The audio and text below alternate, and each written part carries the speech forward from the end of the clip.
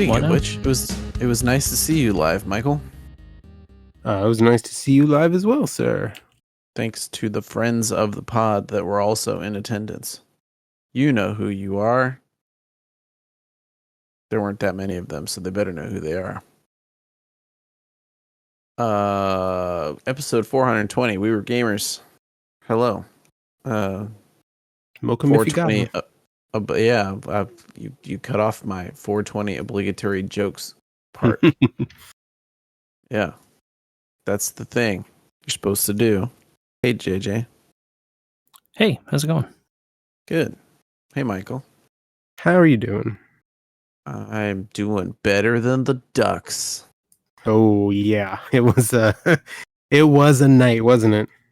Yeah, they didn't do so hot. The Kings players look good, but the Ducks don't look so good. So we probably aren't looking at a playoff team, but we'll see. Seasons are long. Is this I was going to ask, when is the playoff time for hockey? I don't follow. Oh, it lines up almost exactly with basketball in spring. Like, gotcha. The Stanley Cup is like during the basketball. Also, so it's still early days. Oh yeah, it's preseason still. Yes. Yeah, they're just getting started. Absolutely. They'll figure it out, right? That's the copium you're huffing here. I like Anaheim sports teams. I've got no copium to spend. You had to use it up all. On no, they don't. Yeah, that's not a thing you get with your season pass. It's, that is true. But the playoffs are here for baseball. It's time, and we're a house divided, huh? This podcast. Yeah, we are. So Andy, I'm gonna direct all my comments to JJ through you for the rest of the evening. Harsh. Fair. Padres and the Braves didn't go so hot for the Braves, as their usual postseason runs tend to end lately. Man, having to play 3 games in 36 hours that's going to be rough with a cross country flight in between. It's one of the most common idioms in baseball that you control your fate early in the season, not late, right? So the things that end up happening late in the season get corrected if you can manage to win more games early instead of trying to push hard late, which a lot of teams seem to forget. Unfortunately for the Braves. I think the number one big problem with, doing well early and then, is you kind of can't. Your team has to be hot when the playoffs start because you need to win a bunch of games in a row in order to get to the, to the finals, right? Absolutely. Right. Mm-hmm. So the nature of teams that are winning a bunch at the end of the season continue that winning on into the postseason, right? So, yeah, it's all well and good to say you should have won more games earlier on, which is objectively true, right? But they have to also then be able to turn it on when they need it. It's just one of those things where sometimes you feel like 1 or 2 games doesn't matter. Right, yeah, right? Sure. But how far, how many more games did the Braves need to win not to have to fly, after a doubleheader? 1, 2? No, because they would have to have. They would have to have 6. caught. They would have to have caught the Padres. The Phillies. Oh, I was going with they're standing for in their division. East. Yeah, they're 6 games back or whatever. So, but they would have just needed to be enough points ahead that they didn't need to play those 2 games against the Mets. Right. There is that as well. Yeah. So if they were up 1 or 2 more games on the rest of the wild card people, then that would have been it. Oh yeah, that's true. That's where we were headed. Well, congrats to both of your teams for being in the playoffs at all. It'll still be fun for me to watch from the outside in. We didn't really talk about it last week when we were kind of talking more about baseball overall in a Ohtani breaking records and people suing people over baseballs that are now already on the market. Dude, I don't know if we were. Yeah, we talked about this lawsuits and all that, but we didn't talk about that new running style that has developed this season. Very, very developed this season with some of the new rules about what you're allowed and not allowed to do as a baseman changing, right? You can't block the bag hardly at all. Right. Players are running through second base now as a strategy. Have you guys seen this? I don't know if I've seen it except like one time, and I was confused.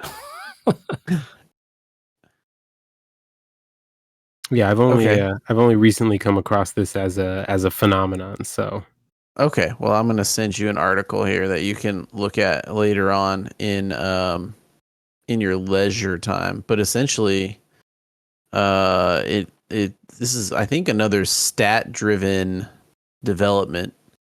When you have runners on first and third, and you've got 2 outs, essentially, it is faster to run through the bag, which is why you do it at first base, than to slide, right?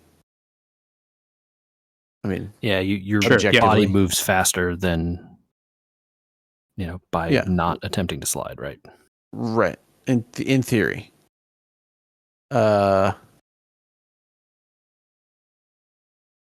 So essentially the new maths are telling people run through the bag in order to get to the bag to break up the force out.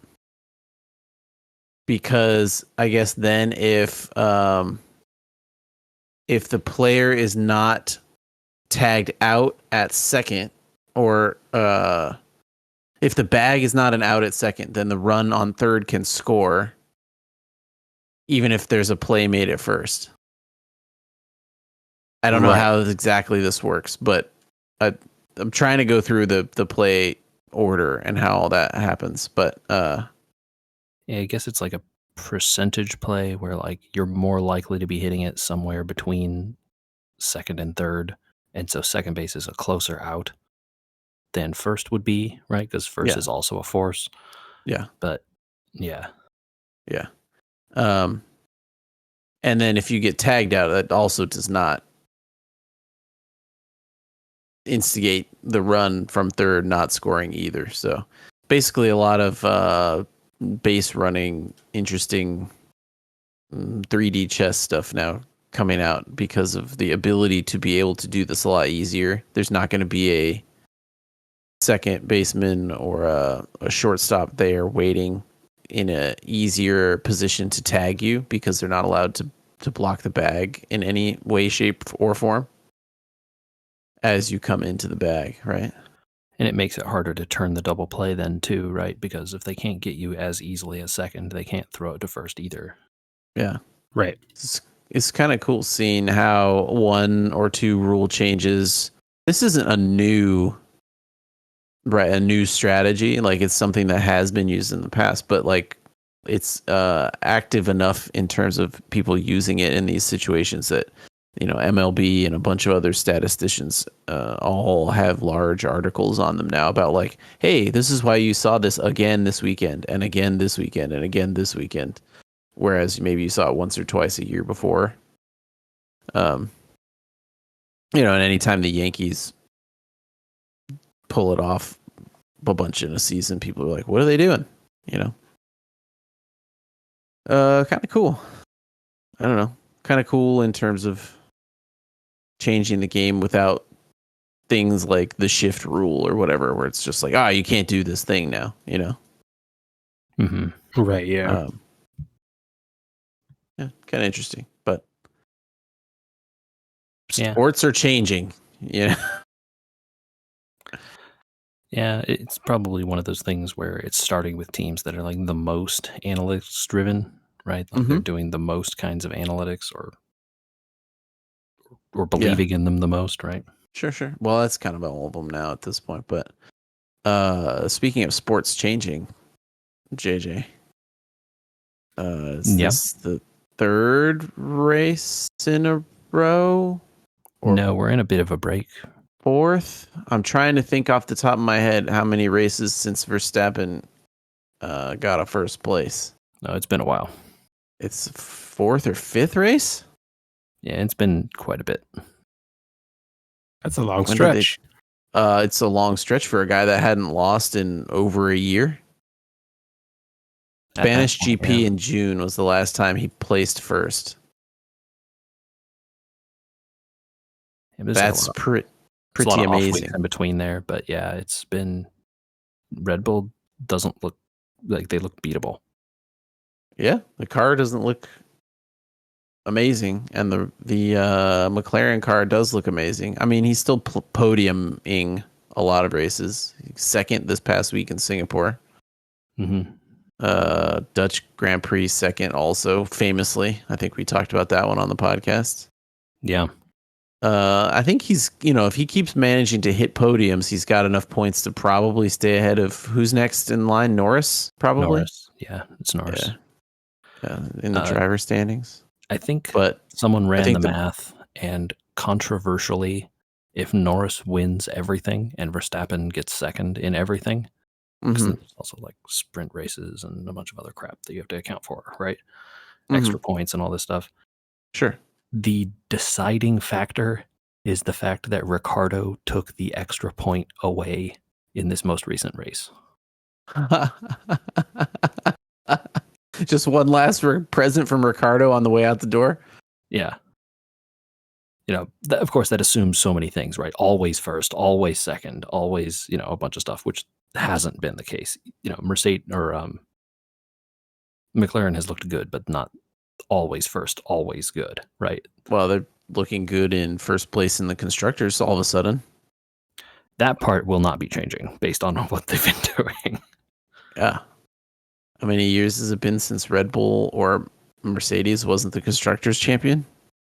Quite a few, I think. A decade, maybe?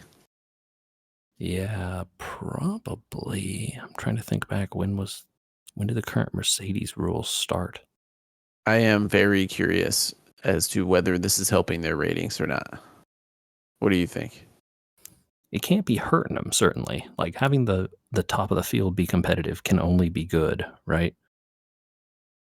Yeah. But, like how competitive is it really? Like week in, week out? Like there's a couple of Piastri Norris now. Well, not always though, right? It's like sometimes it's Piastri Norris, but then sometimes it's like Max, George, Russell, right? Or like other times. It's just like it seems like it's track to track, it's changing, which should be better, really. Yeah, it should be. Hülkenberg still getting some points. Magnussen still not finishing races. Some stuff never changes, but at least the top of the field. Perez torpedoing his race by crashing, and so he and Sainz don't get any points in Azerbaijan. Oh yeah, that's right. I forgot about it. Azerbaijan's been a while. That's the first one I can remember in a long time that we had like 4 cars that didn't finish. Yeah, because of that last crash, right? Yeah. 4 cars that did finish. It's been a long time since, I don't know what's going on with the cars, but like it seems like the breakdowns have all stopped. The engine fires have all stopped. This is the like 3rd or 4th year of these engine rules, and so the reliability has just gone up and up and up every year, right? Yeah, it's good. Good for racing. I don't know if you had more notes on F1 at this point, but no, I think it's it's been interesting to see the fight at the front, change up a little week to week at least. Yeah. Good to see Ferrari in the mix, if not for first, at least for a podium maybe every now and then. Yeah, they were like 5th this past race, I think. The last one wasn't a particularly great track for them, but the previous one was, right? They won. Yeah, and in Italy too. So, and he podiumed in the Dutch Grand Prix. So Leclerc finally starting to overtake Sainz again in the pecking order, which is interesting. they're up there, right? Well, he's the one who's continuing with the team. Science is getting the boot, so Sure, but for a while there, it looked like they had made a mistake. mm-hmm. You know, and now it seems like maybe it's okay, actually. So, Andy, what are your thoughts on Colapinto taking over for Logan? What is a kilometer sergeant? Is it permanent? Yeah, Logan's not coming back. Okay. Yeah, I mean, he shouldn't. I didn't know if they were going to bring in someone other than Colapinto to try out this seat or whatever. He's in whose farm team? Driving for Williams, obviously, but who's he contracted with? I think it's a Mercedes? No, I think it's is it Williams's? Actually? I can't believe that. Wait, really? It's not Alpine. It's not Mercedes. I don't know. Maybe he's actually part of the Williams Drivers Academy. All right, could be. I mean, that's cool. But I mean, if they can get their own guys, they don't have to give up. That'd be pretty good. This is also, though, it's a this year loan, and he's out next year because both seats are spoken for. Oh, I didn't think about that. Yeah. Oh no. Next year it's Sainz and Albon at Williams. Well, maybe how much would it cost them to get rid of Albon? I mean, Albon's still beating him, so I don't know that you would do that. Did he? I thought he was out last race. Didn't he? He was one of the two with Magnussen that was out of the race. Yeah, but he's been qualifying and better than him so far. Yeah, well, they finished neck and neck in the previous race. Well, but that's what you want, right? Yeah, I don't think he's on a level that I would say he's any worse than Albon. He just stepped into an F1 car. I'm all for it. He's just not crashing every lap. So, yeah, maybe another play. Oh, no one else can give him a shot. Everybody else is full up, I think. The only open seat next year right now is Audi's second. Oh. No, because Haas is Ocon and Beerman? Ollie Beerman? It's weird. This is going to be a good season of Drive to Survive, man. Yeah, a lot of turnover this season, and next season should be pretty wild also with a lot of full-time rookies. Yeah. Well, a lot of turnover sounds like something we should talk about fantasy football. If only it had been the turnovers that did me in, I could have lived with that. How many was it at the end of the day? It was 2 touchdowns. It was the last 2. So JJ, it was going to be a long shot. I needed some help to stay undefeated in the one of my 2 leagues. And it came down to the end of last night where I was up by 10 points-ish, very late in the Tennessee game and early fourth quarter in the Seattle game. And my opponent had both Pollard and St. Brown. And the only thing that I really needed was for not both of them to score touchdowns. So guess what happened? Oof. I think it was the last scoring play for each team too. We were watching very closely, and I don't remember anything happening after that. Yeah. So brutal. Yeah. Rough. Brutal. And Tennessee didn't even need it. They were already up 24-12 with just a couple of minutes left on the clock, and they were ran it in anyway. Yeah. That might be more about the the defense the other way. Yes, very well could be. Yeah, they were playing Miami, right? Yeah. Miami. Minus Which- their Yeah, First whose two defense had been on the field for a while already. Yeah, that's what I was saying. Like their defense was worn down at that point, right? Because Tyreek Hill was shrieking at people on the sideline. well, It's a when bad look. you're starting your QB3. It's not a hot look. No, I mean, what are they planning to do? Just ride it out? I mean, they should have made a move. I assume their plan is to bring Tua back from the concussion situation at some point, but like, Jesus, dude. You should probably, make some moves, even if he is coming back. And Yeah. a QB2 from another team is probably still better than your QB3 that is clearly not cutting it. Yeah. I think the question, I mean, injuries have been really rough this season, and there's like, doesn't seem to be slowing down, right? No, No. we Rashid Rice, right? Is the big one this week, and a couple others. On the news that McCaffrey is now, Double like, Achilles. he'll definitely be ready for week 1, and now it's like tendonitis in both Achilles, actually. Week 1, 2025.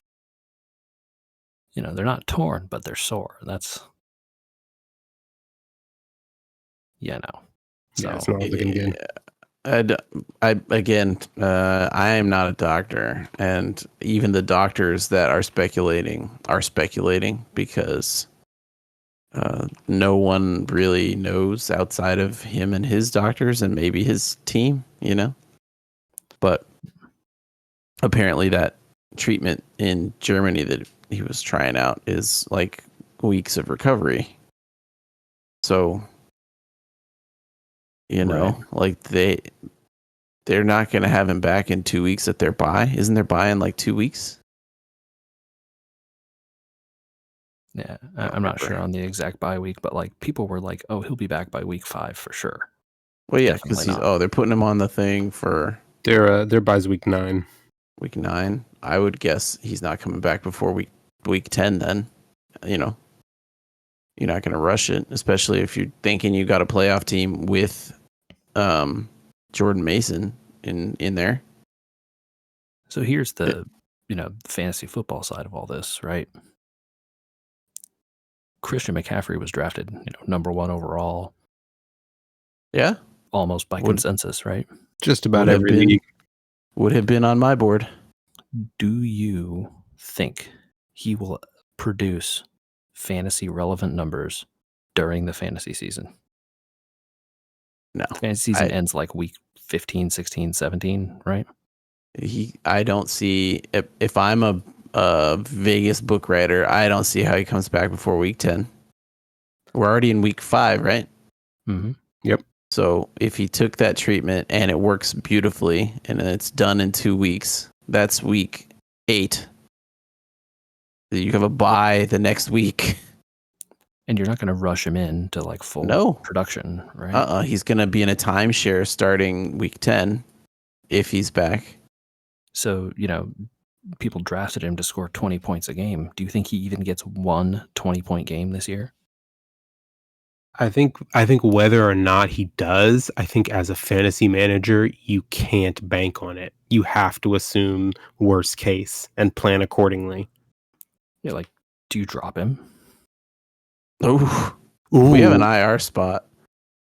Do you guys have IR spots in your leagues? Yeah. One I do. Yeah, the other I don't. I do, except no one's putting my players on IR. I know Cooper Kupp's still sitting here with an O next to his name every week. Yeah. Have you read about why that is? I have not. I knew they weren't going to do it. I read that they were not going to, and then I kind of like just consigned myself to playing down a roster spot. So each team because I'm not going to drop him. Yeah, each team is capped at the number of players they can bring back from IR in a given season. And the Rams have had enough injuries already that they are above average for the number of players on IR at this point in the season. And so the concern is, if Kupp is looking to come back on the sooner side of his injury, do they want to potentially burn an IR spot that they might need later in the season? Because notably, like their line, both sides of their lines have been decimated by injuries as well, right? Right. Yeah, and there's only a certain amount of spots too, right? Like you can't just fill up an infinite list of people on IR also. Andy, does your league allow you to put people that are out into the IR spot? Because mine does. Okay, let me check. Going into my roster. Stand by. Clicking the move button. No, I cannot move him into the IR spot. Okay, so we must have different settings. Yeah, this one's run through ESPN. You're probably on Yahoo.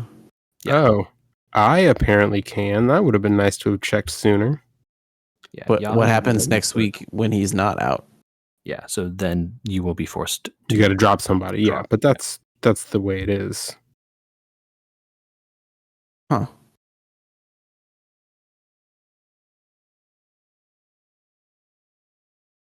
Yeah. Well, I can't do anything about it. I got to find a spot to pick up a tight end this week because my late round pickup of Dallas Goedert, I'm not dropping. Yeah, man, tight end is a wasteland. Yeah. Bijan Robinson might be up for trade. I don't know. I ended up holding on in classic fashion this week. Guess which game had the most points for both teams? Yours? Yes, and I was playing against my unfortunately, I was playing against my wife this week. Oof. And the losing team outscored every other team in the league. Most teams by over like 50 points. Yeah, it's rough, dude. And I ended up having a negative defense in that game as well. So Here you go. You brutal. You want to get spicy? Check out Tucker Kraft for your tight end. Oh, he's already on my my board for pickups. I've already made that move because waivers go through tonight. I think though, I'm guessing I'm dropping Alec Pierce for him. Yeah.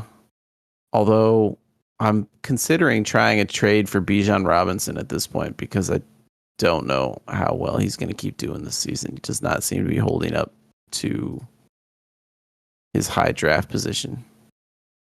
If I could get a decent receiver, would be kind of nice. Got to check how the Falcons have been doing as a general, though, right? Like, if they're doing great, he's doing great kind of situation. Let's see. The last couple of games, have they been? I can't remember. No is the answer. Yeah. Which is not good. I mean, he only carried the ball 7 times last game. That's not great. But maybe they have better game script coming up. I don't know. Like they got Tampa Bay, which is going to be a shootout. Carolina, Seattle, maybe. But I can only play so many of these. I could really use a top flight receiver, I think. Anyway, yeah. But survived a close call in our league here. And JJ, did you get guillotined?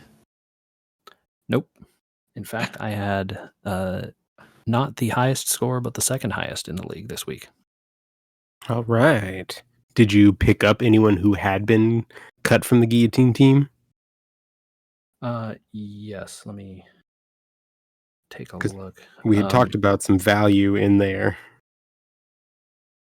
Yeah, I got Devonta Smith, who didn't play, but because I have Hurts, that's a valuable stack. I think that's a good pickup. Yeah. Pretty good. Who else did I get? I got Zach Moss, who was the other one that I really needed a solid running back, and he did well this week. But the people who carried me were Chuba Hubbard randomly, and the King, Derrick Henry. So Derrick Henry, baby. That's he's one of the ones that helped carry me across the line with 36 points. mhm. Him and Baker Mayfield are like my 2-point producers this season. If they don't do well, I don't do well. Yeah.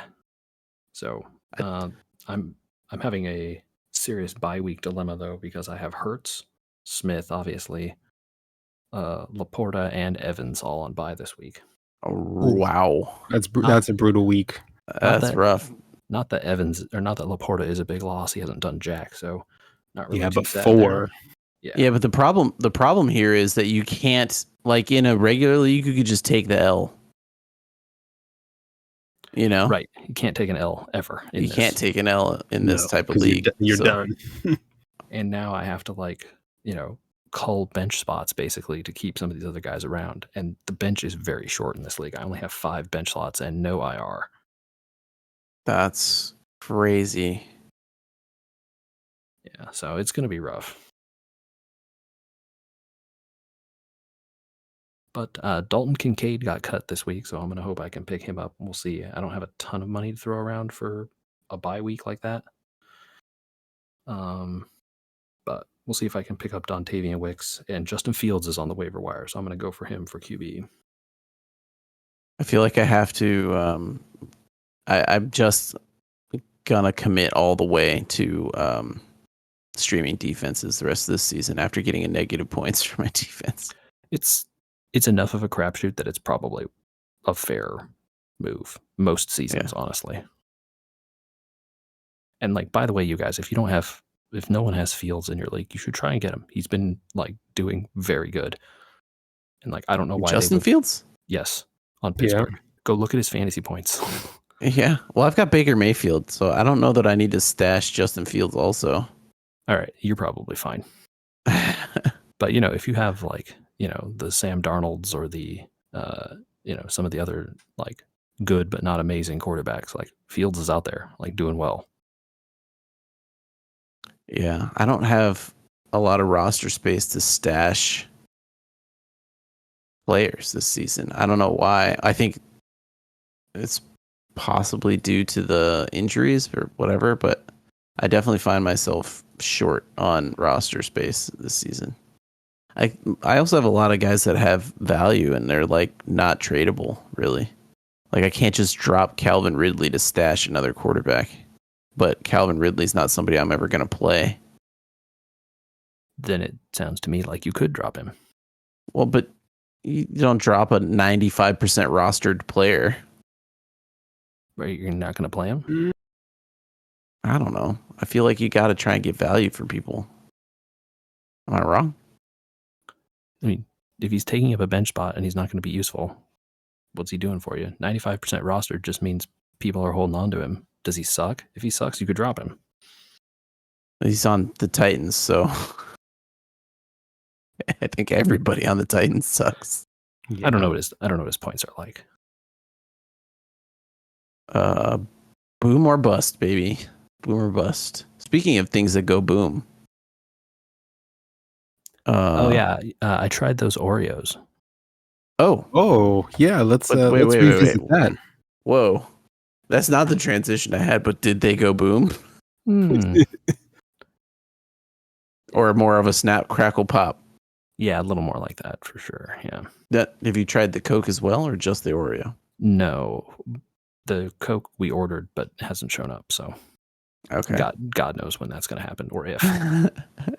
Our targets around here are all sold out of all of it now. So yeah, I think the limited time was more limited than I imagined, or it was more popular than they imagined. Right.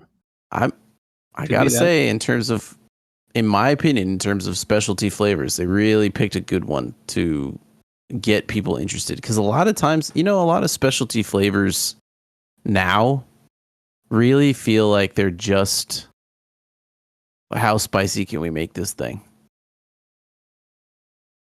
Is it just me? I think a lot of the brands have like given up doing specialty flavors is really what it is to me.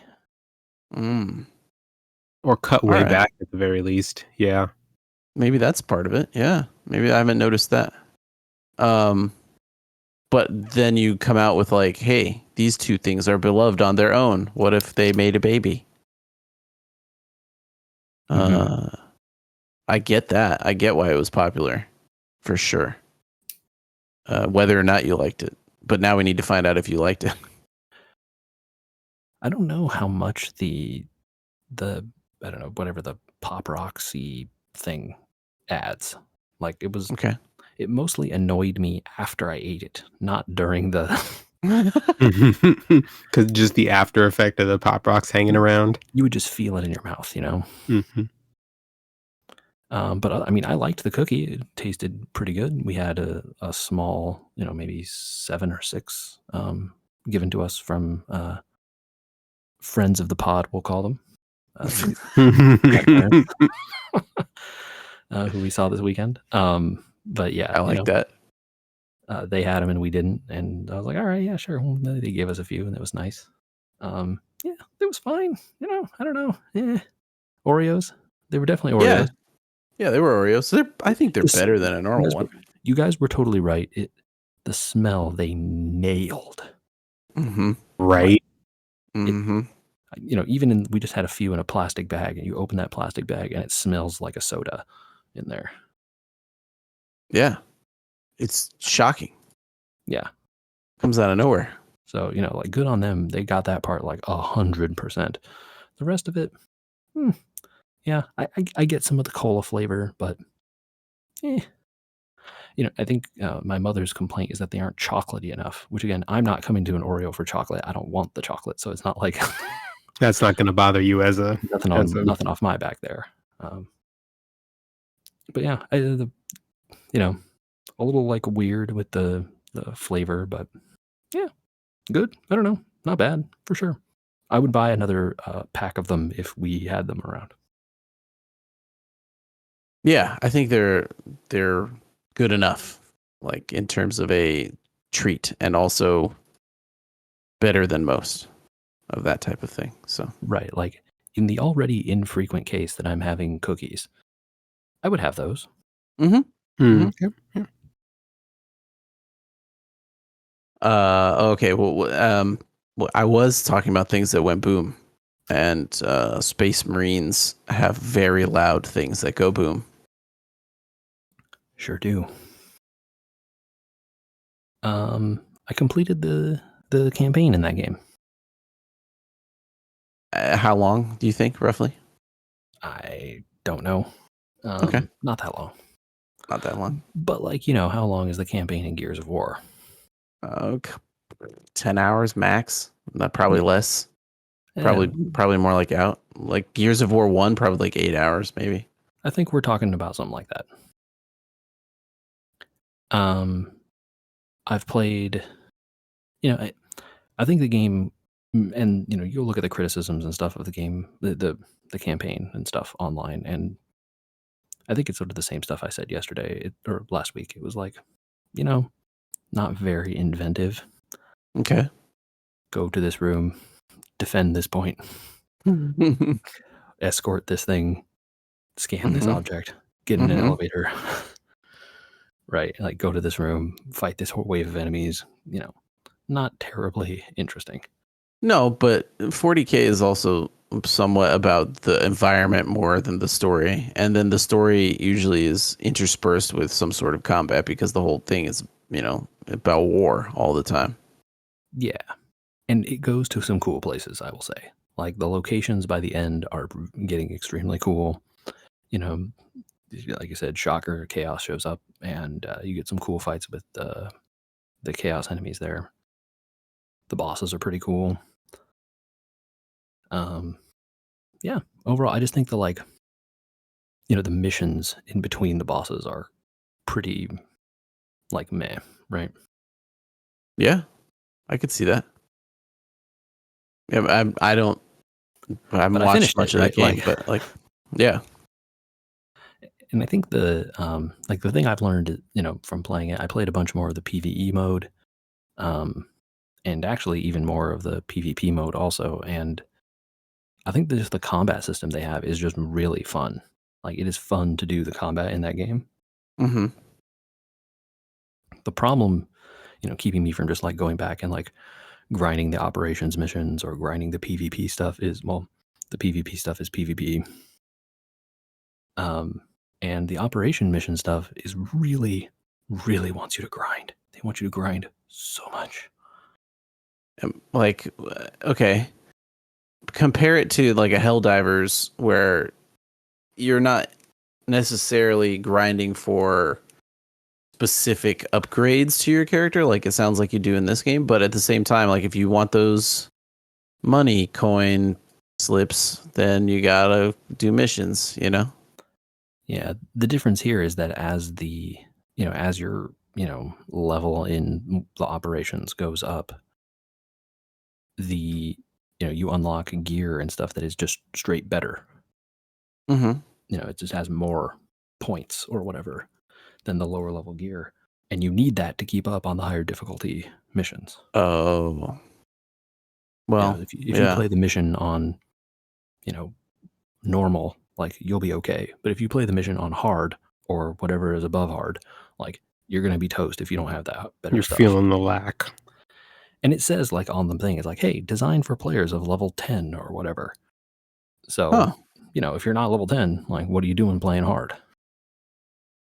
It's kind of almost like Diablo-like in that way. Like, this Torment level 1 means you should have this level gear. Yeah. So, like I said, they kind of want you to play through all the missions on each difficulty, level up, move up to the next difficulty, play them again, level up, and so on and so forth. Mhm. But the missions don't change. The Right, so enemy by the time varieties you've change done a it- little bit, but it's not like super different. So it's repetitive, which is one of the quotes from the article people didn't like. Yeah. Are you burning out? I mean, I think it would be super fun to play with friends, but I don't know that I'm just going to keep going back and grinding by myself. It's just like, I don't like it that much. Gotcha. Okay. I mean, there's a lot of stuff to do out there in the world, Sure is. Like, you could go out to the movies. Did we see something over the weekend? I didn't. But Space Marine 2, also a sequel. JJ? Yeah, actually, a couple weekends ago, we went and saw the Beetlejuice sequel. Beetlejuice. I think that's enough times there. Well, no, I only said it twice though. That's why I said the sequel. Is it each person? It's each person, right? Like you could say it 2 times, and I think could say so. It 2 I think times. it's any one person. I don't know. do not JJ know might the be rules. more of an expert. Nope. Nope. No, we got it wrong. I don't know the rules. Oh, they didn't go over the rules. I mean, they say don't say it 3 times, but they don't tell you, like, who's gonna say it 3 they're times. It's not like rules feeding lawyering it here. feeding a gremlin after midnight. Like in what time zone?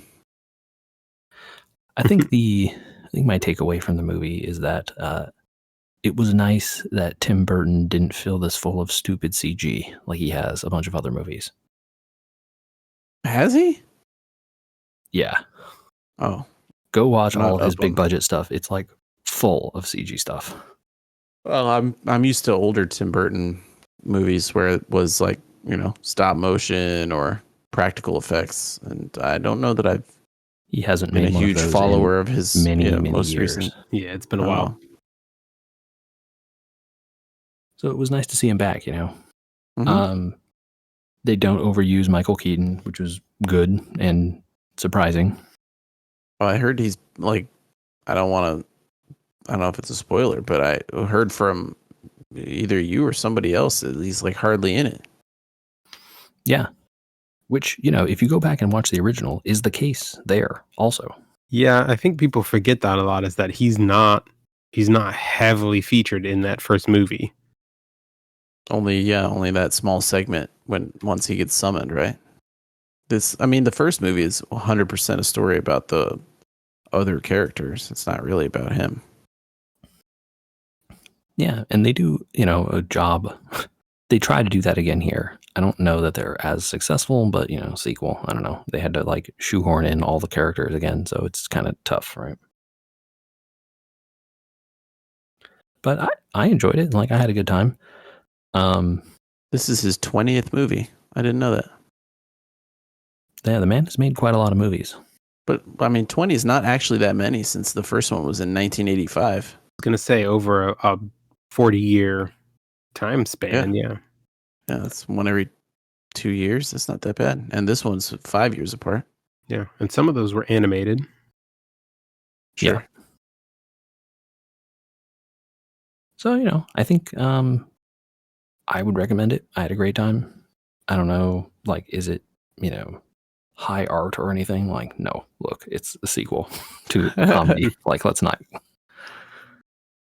get carried away or anything here. Sounds like your recommendation might fall on the level of a good airplane movie. Yeah. Make sure you can get the sound, though. Okay, yeah. You have trouble getting sound? No, you can't. Like, airplane movies sometimes are ones you would watch and not listen because it's on the little screen and you're just like zoning out or whatever, right? Fair enough. I have to issue a correction to Michael. Uh-oh. Yeah, a couple podcasts ago, I told you I had not seen the second season of Visions, and so I went back in to watch. I went back in to watch the second season of Visions, and I thought I've seen all this. Yeah, it had been out for a little while when I remembered that that there was supposed to be a second season, and actually discovered that they had already done it. Yeah. I think the best one was the last one, the Au, I think. The claymation one. Oh, the little girl who can sing to the... Mm-hmm. Yeah, that one was really good. Kyber. Very cool. That one. Overall, though, not as strong as the first one, I don't think, in terms of its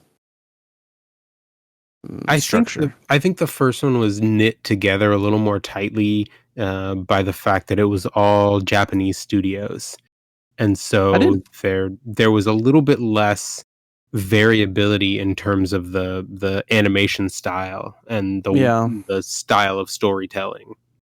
I just felt like maybe that's part of it, is the style of Japanese storytelling was tighter, but like a lot of these just felt very whimsical, like the dark cave one with the witch inside the dark cave, and it was like, all right. The first half of the season definitely felt that way, much more lighthearted than the first season gave us. I think I really liked the one right in the middle, Journey to the Dark Head, the one with the two statues. Yeah. That one was definitely one of my favorites. And I think it was the point at which the season kind of turned and got a little little darker with its storytelling. I didn't need it to be dark, but weight, I guess, wasn't there. Yeah, weightier. That's a better word. Which, has been a problem with expanding the Star Wars universe, I think, in general, is like some stuff doesn't feel like it has the same focus as other stuff. It's just fine, Kids shows are good too. They're important in making everyone feel like their interest is allowed to participate in their interest, right? For sure. Not like, oh no, it's only for adults and it's only this and it's only that. Not necessarily needed in the Star Wars area, but and especially in Star Wars, right? Star Wars is one of the ones that tries to cater to all of those. Yeah, that's a good point. And so maybe that's why it kind of felt this time more uneven, because there was a lot more space for all these studios to try out different ideas. And, when that happens, you're going to get like a up and down. I like this. I don't like that. Yeah. But it also means that hopefully there's something for everyone. Absolutely. Yeah. It's not required that you like every bit of it. I watched that new Tales of the Empire also. Oh, how was that? Yeah, it's another little anthology thing that gives you backstory on characters. So it's kind of like reading those old encyclopedia of the Star Wars universe books in a way, like, oh, who is this Ulick Qel-Drama guy that I'm reading about in Dark Horse Comics? Well, here's his old story, and here's how he's related to Frieda and Nad and all this other stuff. And it was like, okay, this one was a little more focused on characters you probably know because you just saw them in The Mandalorian or in